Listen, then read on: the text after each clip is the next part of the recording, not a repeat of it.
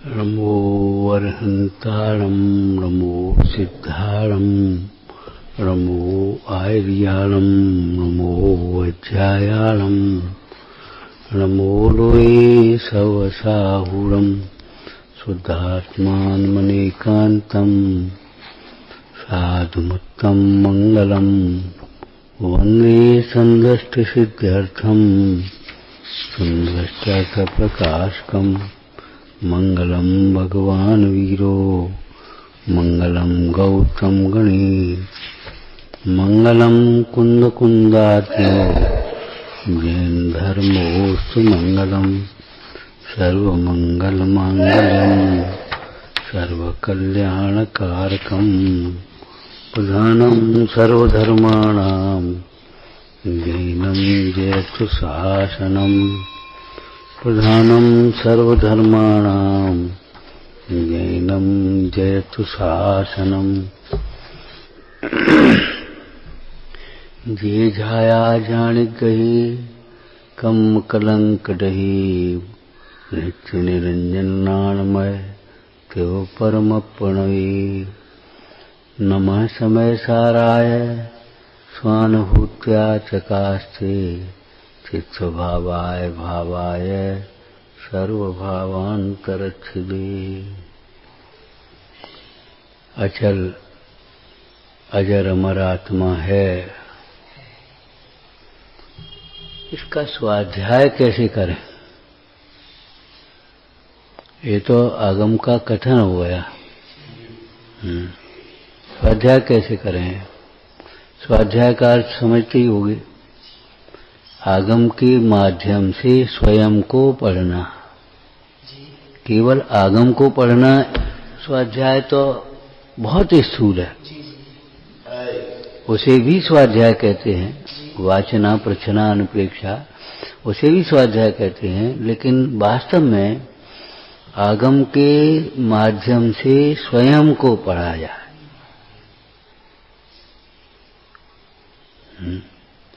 जैसे पाप कर्म के उदय में शरीर में रोग होता है, इसका स्वाध्याय कैसे करेंगे? ये आगम कथन है। जब रोग हो तो ये पाप कर्म के उदय का फल है, ऐसा जानकर समता रखना चाहिए। ये स्वाध्याय होगा। उस स्वाध्याय का फल समता है। एक द्रव्य दूसरे द्रव्य का करता नहीं है, यह आगम का कथन है। इसका स्वाध्याय कैसे करें?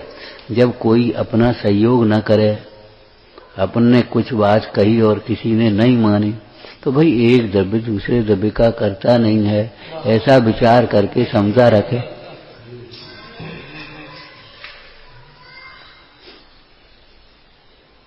भोगों में सुख नहीं है, परिग्रह से हमारी प्रतिष्ठा शोभा नहीं है।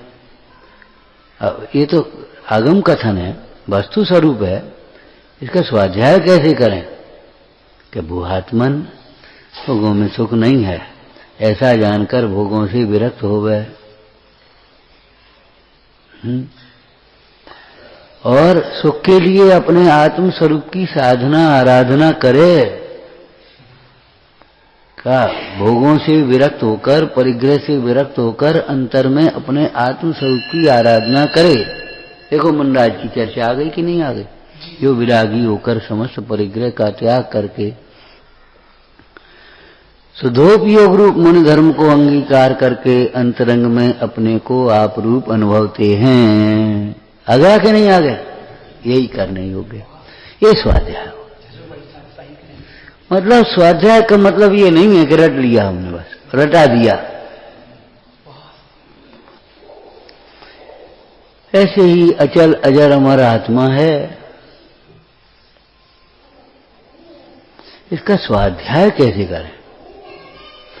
तो विचारना। अनादिकाल से इंद्रिय ज्ञान है जीव को। उस इंद्रिय ज्ञान से अमूर्तिक आत्मा तो दिखाई नहीं देता।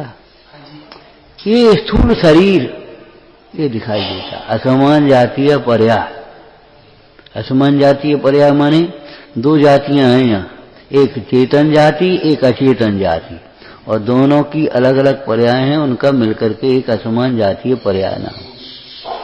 जैसे आप अब जानते ही होगे टेरिकॉट क्या होता है। टेरीन एक धागा और एक कॉटन। एक तो सूती कपड़ा हो गया, उसमें कॉटन कॉटन कॉटन, और एक तुम्हारी टेरलिन हो गई, उसमें वो कपड़ा हो गया। अब टेरिकॉट क्या हो गया, हो गया ना, असमान जाति। ऐसे एक जीव जाति है, चेतन जाति है। जीव जाति को, चेतन जाति को समझे बिना न जाने कितने जाति के अहंकार किए। हम उच्च जाति के हैं, ये नीच जाति का है, मैं नीच जाति का हूं।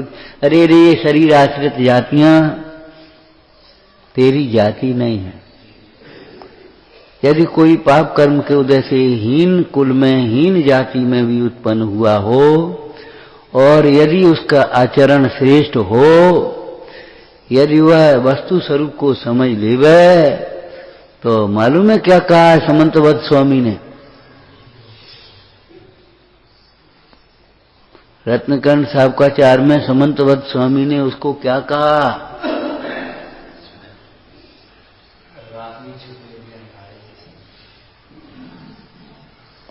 उसे भी देव जैसा कहा है, श्रेष्ठ कहा है।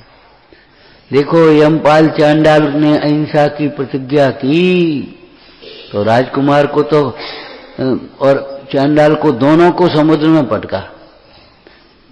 तो राजकुमार को तो मगरमच्छ खा गए, डूब गया, और चांडाल को, यमपाल को सिंहासन पर बिठाकर देवों ने जय जयकार करी।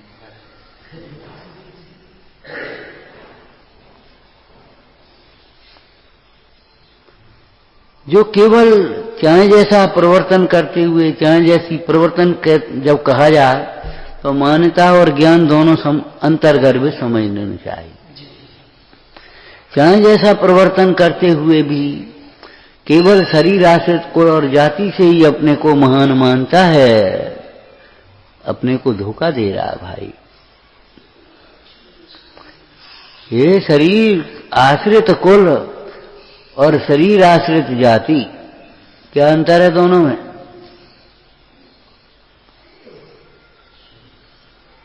ऊपर को देखते हो, परिभाषा करो ना। माता के पक्ष को जाति कहेंगे और पिता के पक्ष को कुल कहेंगे। जाति मद और कुल मद है उसमें, तो वो जाति और कुल आश्रित ही अपने को महान मान बैठा। अरे भाई, आत्मा महान अपने गुणों से होता है, स्वभाव से महान है। और स्वभाव को समझकर जब जीव स्वाभाविक गुण प्रकट करता है, तब वह महान होता है। पर्यार्थिक नहीं से स्वभाव से महान है, और जब स्वभाव को समझकर अपने आत्मिक स्वाभाविक गुणों को प्रकट करता है। क्या है स्वाभाविक गुण?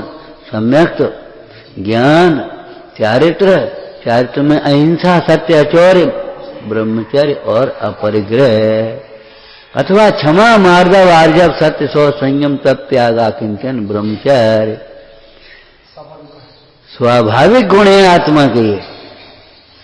यही पहले दिन क्या कहा था, दशरक्षण के पहले दिन दोपहर में, यही मानवीय गुण है, यही दैवीय गुण है, और यही आत्मिक गुण है। इन गुणों के बिना मानव मानव कहलाने लायक नहीं है। क्रोध के आवेश में शैतान हो जाता है, क्रूर हो जाता है। अहंकार के कारण यह आदमी नहीं रह पाता। न जाने कैसे दुर्व्यवहार करने लगता है, कैसे बोलने लगता है, कैसे चलता है, कैसे खाता पीता है, कैसी कैसी अनर्गल प्रवृत्तियां करता है, काहे के अहंकार के वशीभूत होगा।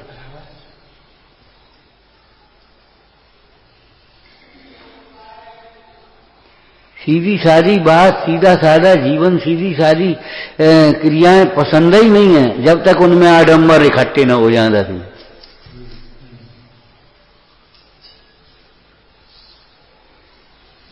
तब तक इनको लगता ही नहीं है कुछ है।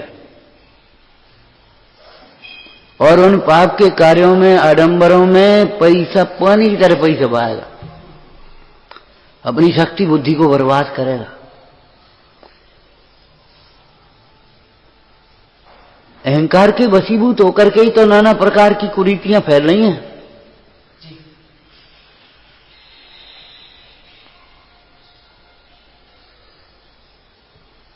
धर्म के क्षेत्र में भी आ जाए तो अहंकार में के वशीभूत हो जाए तो मालूम है गुरु का गुरु बनता है, गुरु का शिष्य नहीं बनता। भगवान का भक्त नहीं बनेगा, भगवान का भी भगवान। कभी कभी तुमने अध्यात्म का एक बात सुना, वो उसका प्रयोजन समझो तो काम बन जाए। अरे मैं तो सिद्धों से अधिक हूं, जैसे सिद्धों का बाप हूं। अरे तुम कैसे बोलते हो, तुम्हें अकल है बोलने की? कैसे हो गए तुम सिद्धों के बाप और सिद्धों से अधिक? किस अपेक्षा हो गए बता? स्वभाव की अपेक्षा सिद्ध समान और पर्याय की अपेक्षा संसार अवस्था,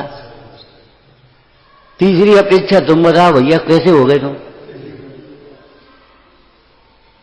अरे किसी अपेक्षा से कहें, देखो सिद्ध दशा हमारे लिए आदर्श है और अपनी सिद्ध दशा प्रकट करने योग्य है, उसके लिए अपना सिद्ध स्वभाव आश्रय करने योग्य है। सिद्ध भगवान के आश्रय करेगा तो पुण्य होगा और सिद्ध स्वभाव का आश्रय करेगा तो धर्म होगा। वो एक विवक्षा अलग है, लेकिन ये कोई अहंकार की भाषा बोलने लगे बिना विनय के, उच्छृंखलता से और अनर्गल प्रवृत्ति करे स्वच्छंद, तो भाई ये तो मन कसाय की पराकाष्ठा। टोटरमल जी ने क्या कहा? नवमे अधिकार में से बोलो।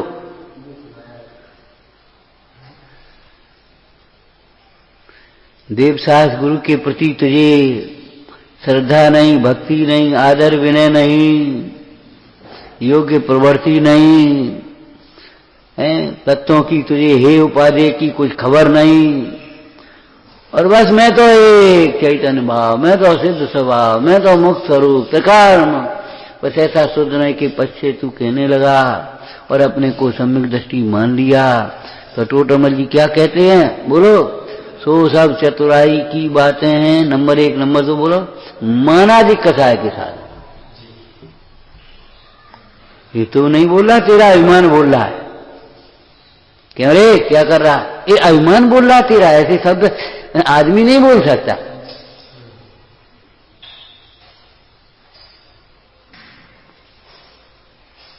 आदमी नहीं बोलेगा ऐसे शब्द। कोई जानता भी है कि वैसे ही बैठ गया यहां, अभिमान बोलता है। ये कोई ज्ञानी नहीं बोल सकता, ये कोई धर्मात्मा नहीं बोल सकता ऐसे।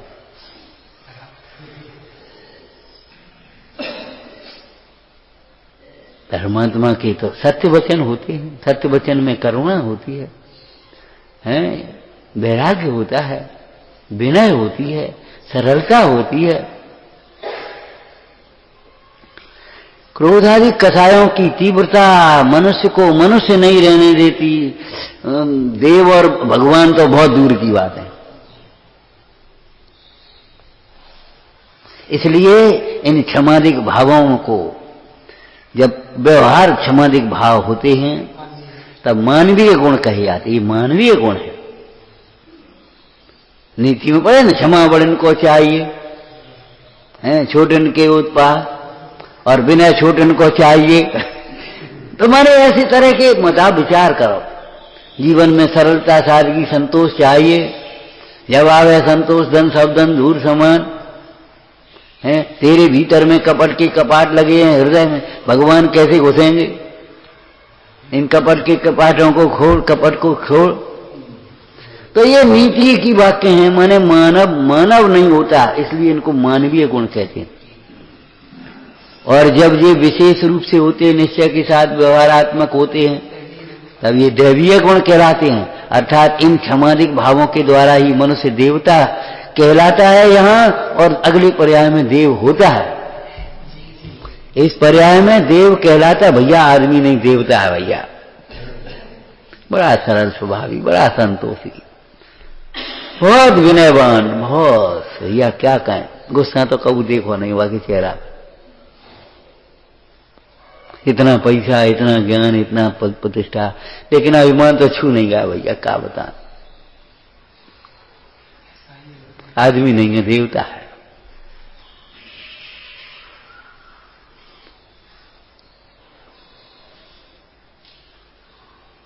और परमार्थ क्षमादि के द्वारा ये जीव भगवान बनता है। निश्चय क्षमा, बीतरागी भाव रूप क्षमादिक भाव, निश्चय क्षमादिक भाव, उनके द्वारा यह जीव भगवान बनता है। इसलिए आत्मिक गुण है, आत्मा के आश्रय से प्रकट होते हैं। एक चर्चा की थी महावीर स्वामी के चर्चा से, बताओ सिंह का स्वभाव कैसा है? आप कहोगे क्रूरता है, हम कहेंगे नहीं है। क्रूरता तो पानी में अग्नि के संसर्ग से आ जाने वाले दोष के समान है। पर्यायगत कर्मोदय जनित औपाधिक भाव है क्रूरता। सिंह का स्वभाव क्रूरता होता तो विचार करो, वही सिंह सम्यक दर्शन कैसे प्राप्त करेगा? कोई क्रूर जीव सम्यक दर्शन प्राप्त करने का पात्र है?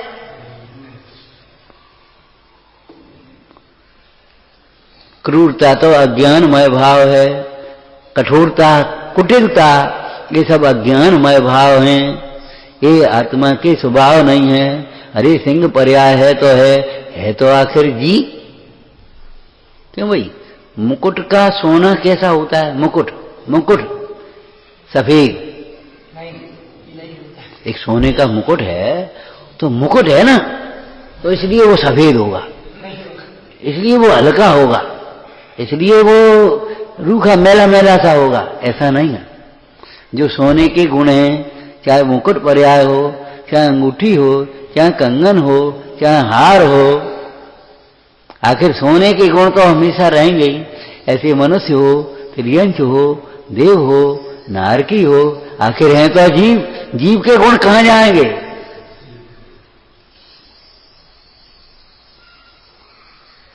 जीव अजीव अधिकार में एक गाथा है, उसके साथ में फिर एक कलश से दृष्टांत दिया, घृत कुंभा विधाने पी कुंभो घृतमय न चेत है।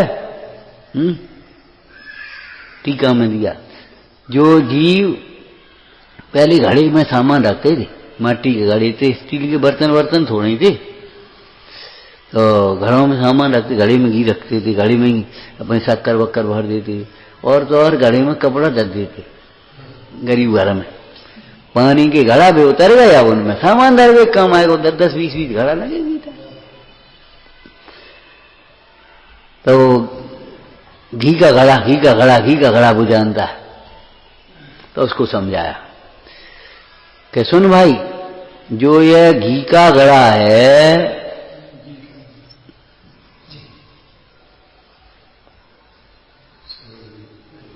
जो यह घी का घड़ा है, वह घी का नहीं मिट्टी का है। घड़ा भिन्न है। कि मां तू ही तो कहती है वो घी का घड़ा उठाना, घी का घड़ा रखना, कि हम व्यवहार से कहते हैं, संयोग की अपेक्षा कहते हैं, प्रयोजन बस कहते हैं।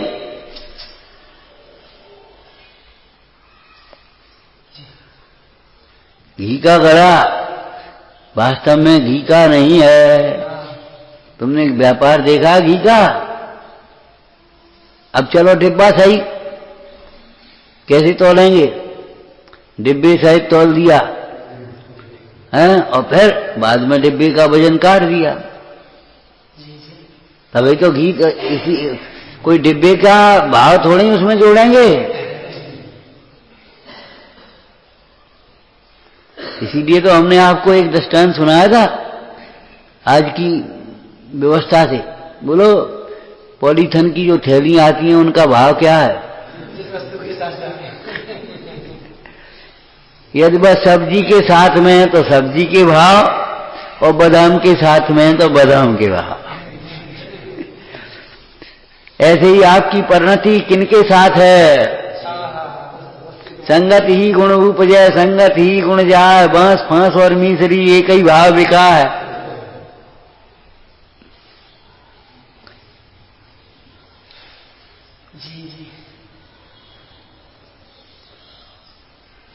विचार तो करो। तो कहा घी का घड़ा घी का नहीं मिट्टी का है।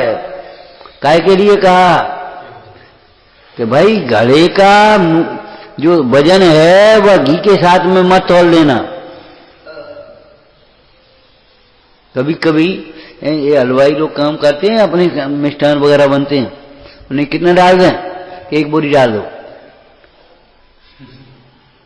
एक कट्टा डाल दो। घी कितना डाल दें? उन्हें एक टीन डाल दो। तो टीन डालते हैं और कोई डाल दो कहे तुम नहीं पकाई थी, कहे तुझे सुनना नहीं आता,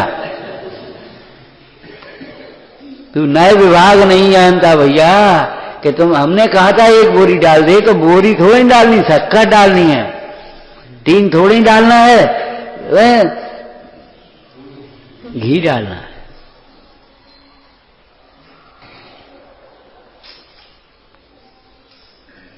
घी का टीन, टीन का घी, ये व्यवहार न्याय के कथन है। घी का घी और टीन का टीन, ये परमार्थ कथन है।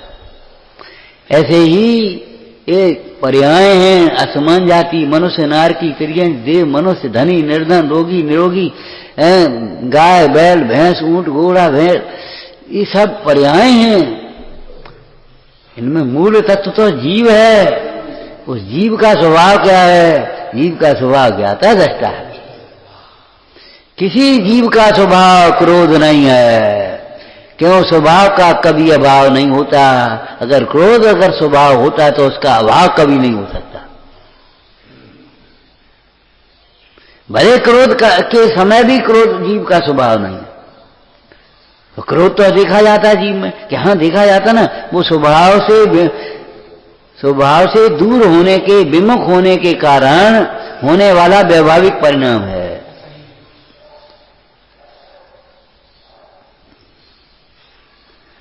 और सामान्य जीव भी कभी गुस्से में हो और उसके गुरुजन, देखो साहब आप मत बोलो, अभी हमको निबट लेने दो, आप हट जाओ जरा,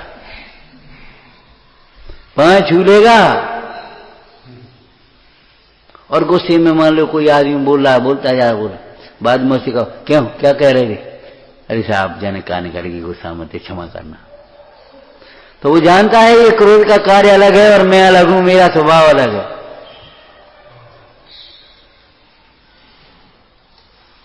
पर्याय में और द्रव्य में शास्त्रीय भाषा से देखो, कथनचित भेद है, सर्वथा भेद नहीं, अतद भाव है। भले अत्यंता भाव नहीं कहा जाए आगम शैली से, लेकिन अतद भाव है। अध्यात्म शैली में तो अत्यंता भाव भी कह देंगे रागादि के साथ जीव का। जीव के स्वभाव में रागादिक भाव है ही नहीं, छुआ ही नहीं कभी उनने। ये तो कर्म जनित परिणाम है। तो अध्यात्म शैली है, उसका भी प्रयोजन है। तू उनको साथ में मिला करके अनुभव मत कर।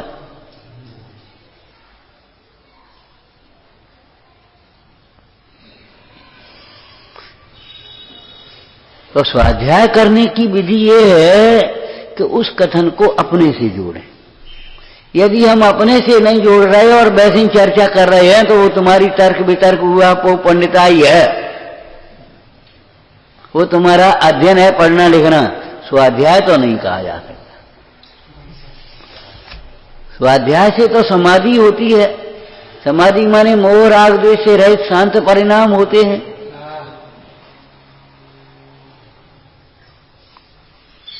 स्वाध्याय नहीं किया कभी ग्रंथों का। स्वाध्याय किया होता तो तब जीवन बदल जाता। बस पढ़ाई करिए, पढ़ाई, अध्ययन किया, पढ़ाई करी, स्वाध्याय नहीं किया।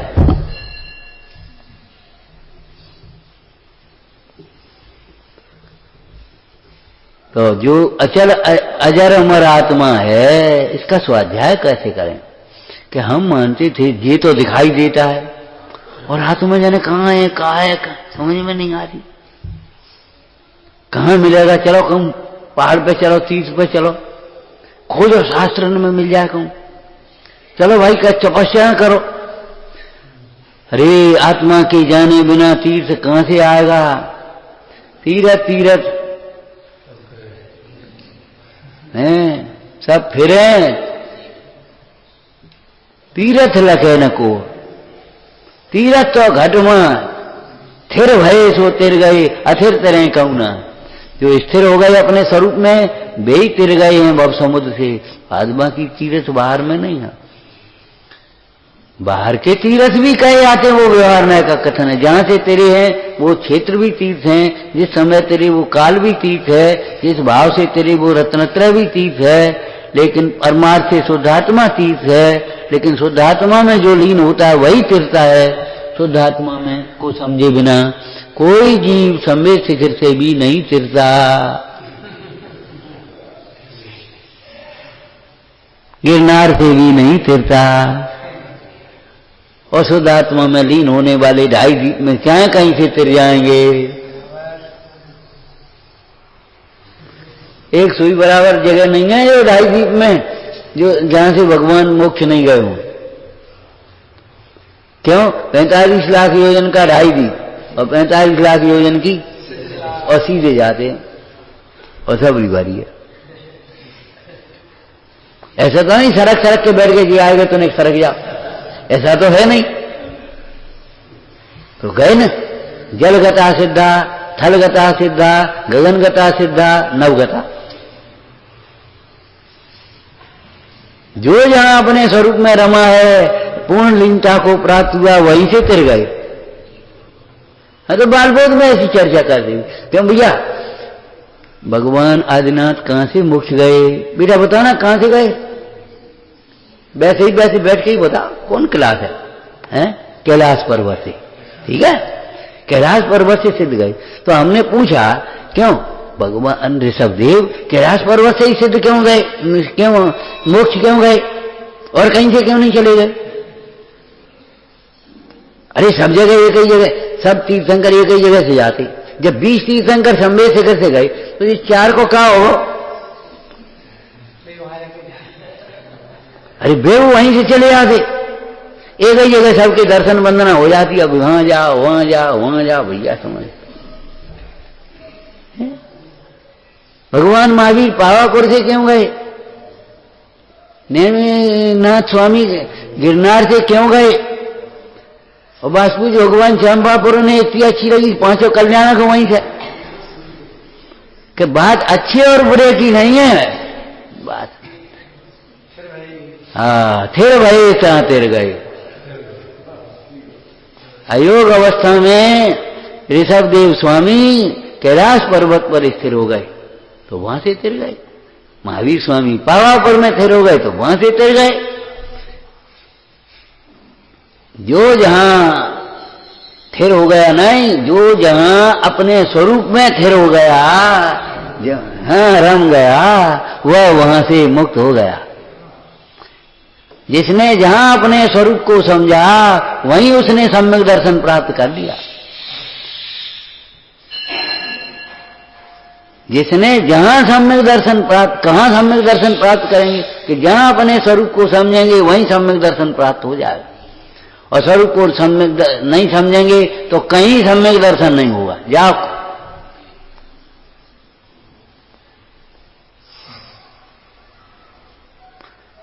तो जो ये आत्मा है, ओहो हम तो कल्पना कर रहे थे जाने कहां मिलेगी। है इसका नाम स्वाध्याय। माने ये निर्णय करे भीतर है। कहा था ना आत्मा देह से बाहर है नहीं और देह में है नहीं।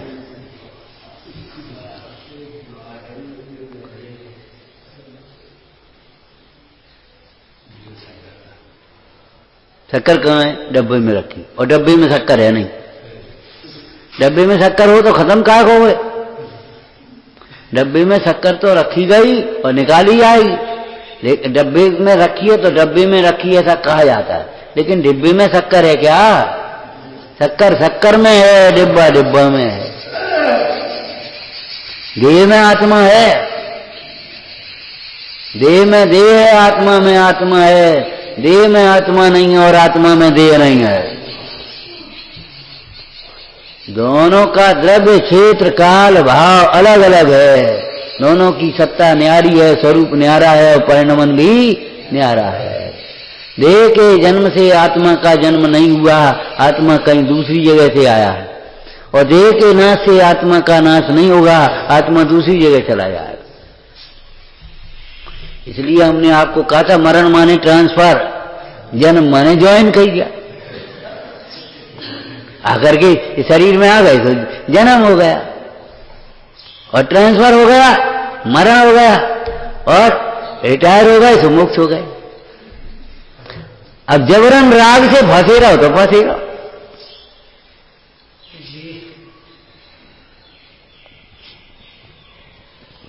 माने कोई जन्म, उत्पत्ति का नाम जन्म या नाश का नाम मरण नहीं है। जो यह अचल अजर अमर आत्मा है, ओहो, अब स्वाध्याय क्या होगा इसका? वह मैं ही तो हूं, और जो ये अजर अमर आत्मा है वही मैं हूं। अब दोनों को एक वाक्य में बोलो। जो यह अचल अजर अमर ज्ञानमय आत्मा है, आनंदमय आत्मा है, वही मैं ही हूं।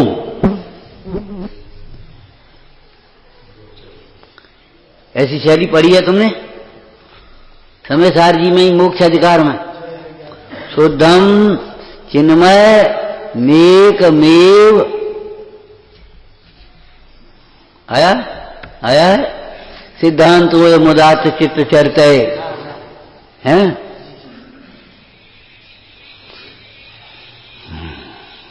मोक्षार्थ भी सेवितम शुद्धम चिन्मय मेकमेव परमम ज्योति सदैवास में हम। देखो दो एव आया कि नहीं संस्कृत में? एव माने ही, तो दो ही है। अरे एक ही भूल ज्यादा लग गया होगा, भूल गए होंगे। अब भूले तो बेकार को भूलेंगे। अब अर्थ करो शब्द, शुद्धम चिन्मय नेकमेव परमम ज्योति सदैवास में हम। अर्थ करो।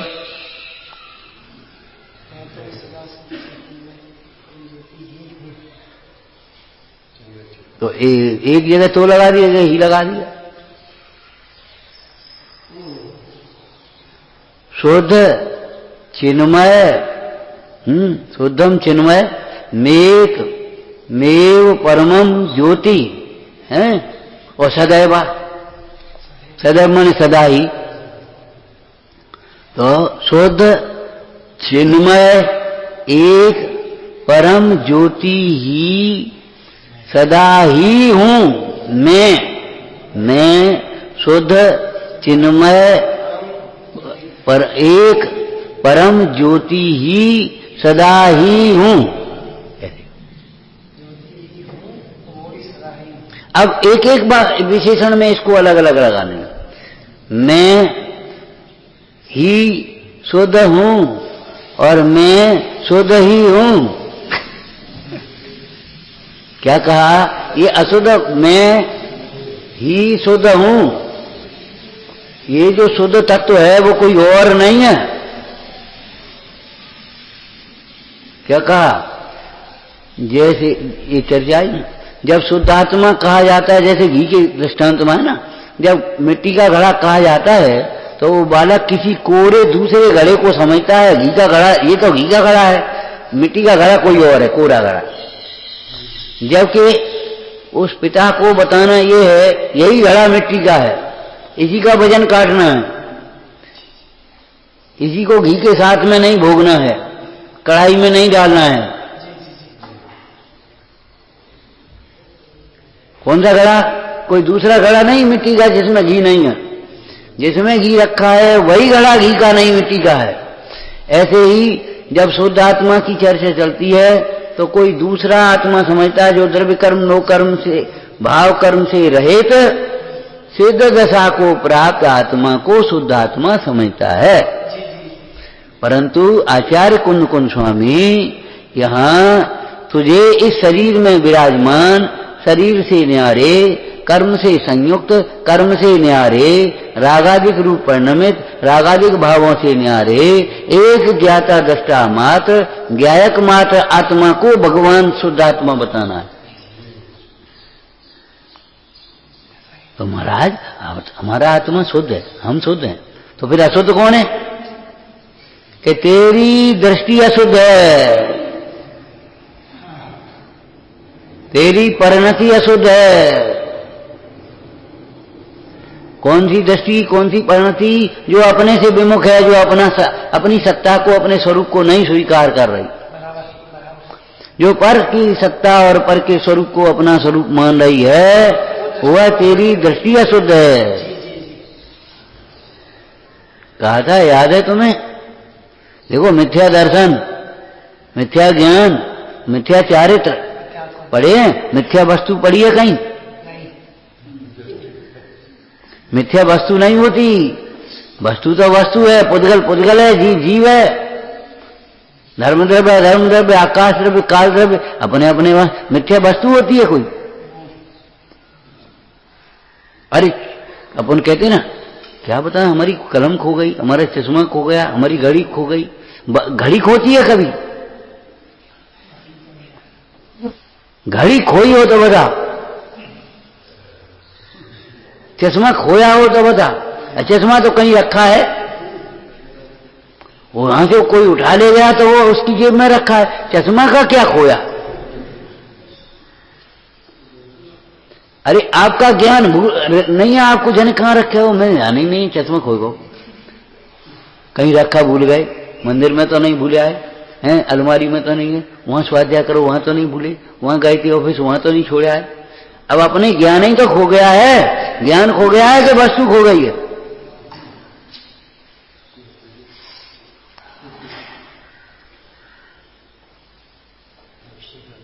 वस्तु तो वस्तु में है, वस्तु क्या क्या खोएगा? ऐसे आत्मा तो आत्मा है, आत्मा क्या खोएगा? आत्मा मिथ्या नहीं होता। कोई सोने को पीतल मान ले तो सोना पीतल नहीं होता, कांच को हीरा मान ले तो कांच हीरा नहीं होता। ऐसे कोई अचेतन को चेतन मान ले तो अचेतन चेतन नहीं होता, और कोई चेतन को अचेतन मान ले, जड़ मान ले तो चेतन जड़ नहीं होता। पर को अपना मान ले तो पर अपना नहीं होता, और नहीं तो पड़ोस के घर को अपना मान लेते आदमी। हाँ, तो ये तो बढ़िया बात ही। अरे मूर्ख, बढ़िया बात लगती है तुझे? तेरे घर को कोई मान लेता, वो अपना उसका हो जाता। अब एक तेरी स्त्री को कोई ऐसे देखता और अपना मान लेता तो वो उसकी हो जाती, क्या करता तू? और तेरी कमीज को अपना मान लेता, ऐसे देखता और वो कमीज उसकी हो जाती, तू नंगा हो जाता कि नहीं हो जाता? तुझे होश है? पर को अपना मानने पर भी अपना नहीं होता। जग में जिसको निज कहता वह मैं छोड़ मुझे अपना नहीं होता भाई। हे को उपादेय मानने पर भी हे उपादेय नहीं होता। जहर को अमृत मान करके पीने से भी मरण होता है, अमर नहीं होते। ऐसे भोगों में सुख मान करके भी भोगों में प्रवृत्ति करता है तो यह जीव दुखी होता है, सुखी नहीं होता। क्यों? वस्तु का स्वरूप किसी की अपेक्षा नहीं रखता। वस्तु तो वस्तु है।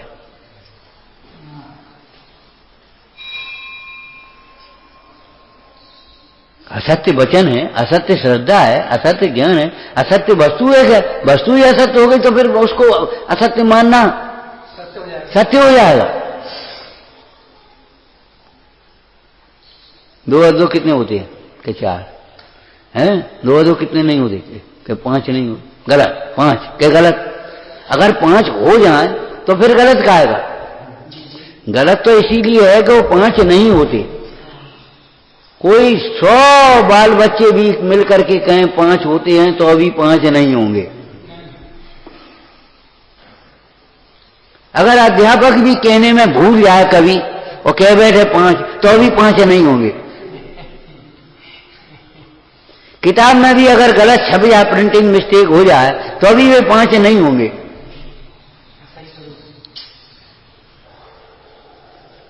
क्यों भाई? आत्मा दुखी कैसे होता है बता? रागाधिक भाव से, क्या कर्मोदय से, क्या बाहर के प्रतिकूलताओं से? कैसे दुखी होता है? कैसे दुखी होता है? क्या दुखी होता ही नहीं? दुखी होता ही नहीं है आत्मा। जो आत्मा है वह दुखी नहीं होता, कभी नहीं होता। दुखी कौन होता है? जो आत्मा को भूलता है वह दुखी होता है। बहिरात्मा, रागी, मोही, कसाई, कसायवान, वह दुखी होता है, आत्मा दुखी नहीं होता। ठगाया कौन जाता है? जो पीतल को सोना मान बैठे, भ्रम से ऊपर की चमक के कारण वो ठगाया जाता है।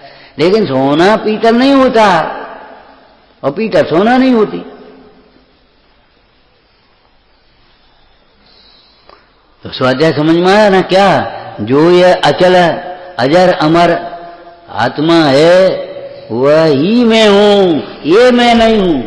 और ये आत्मा कोई दूसरा नहीं है, वो आत्मा मैं ही हूं। दोनों में थोड़ा सा अंतर है कहने में। जो ये चिन्मय तत्व है, चैतन्यमय तत्व है, वह ही मैं हूं। ये जो जड़ है वह मैं नहीं हूं। और जो चिन्मय तत्व है वह मैं ही हूं, वह किसी कोई और नहीं है। इसलिए दो ही का प्रयोग है।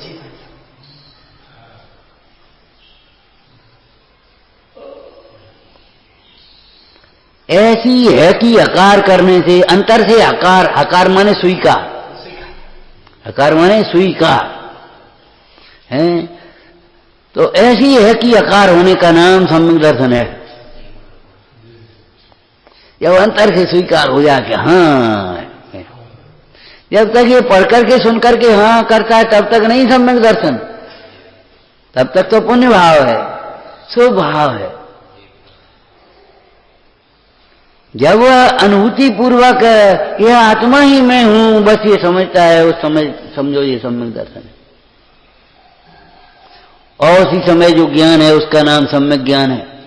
और ऐसा सम्यक दर्शन, सम्यक ज्ञान होने पर जो पर से विरक्तता आ जाती है, उदासीनता आती है और ऐसे स्वरूप में लीनता, मग्नता होती है, उसका नाम सम्यक चार्थ है। और इतना ही मोक्ष मार्ग है। विचारना। सहजानंदी शोध स्वरूपी अविनाशी में आत्मा स्वरूप। सहजानंदी शोध स्वरूपी अविनाशी में आत्मा स्वरूप। सहजानंदी शोध स्वरूपी अविनाशी में आत्मा स्वरूप। जिन स्वान पोती